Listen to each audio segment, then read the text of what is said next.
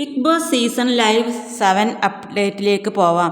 വലിയൊരു അടിയാണ് ഇപ്പോൾ നടന്നുകൊണ്ടിരിക്കുന്നത്.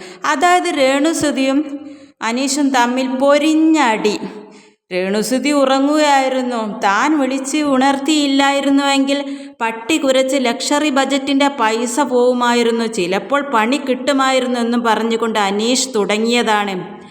അങ്ങോട്ടും ഇങ്ങോട്ടും പൊരിഞ്ഞ അടി.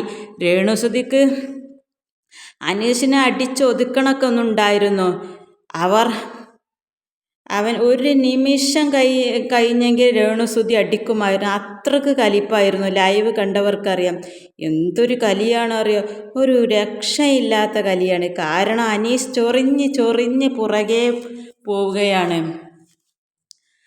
പട്ടി കുരച്ചില്ലല്ലോ, കുരക്കാതെ ഇയാൾ എന്തിനാണ് ഇങ്ങനെ കടന്ന് പറയുന്നത് എന്നാണ് രോണു ചോദിക്കുന്നത്. താൻ പോടോ വൃത്തികെട്ടവനെ, എന്തൊക്കെ രോണു പറയുന്നുണ്ട്. നീ എന്നും മറ്റവളൊന്നും വിളിച്ച് അനീഷ് സംസാരിക്കുന്നത്. അങ്ങനെ ഇന്ന് അനീഷും രേണുവും ലൈവിൽ ഒരു ഫൈറ്റ് നടന്നിട്ടുണ്ട്.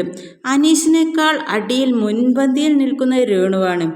അതിലെ നിയമം ഉറങ്ങിയാൽ പോയിന്റ് നഷ്ടപ്പെടും. പക്ഷെ അനീഷിൻ്റെ ചൊറിച്ചിൽ രേണു നല്ലതുപോലെ യൂസ് ചെയ്യുന്നുണ്ട്.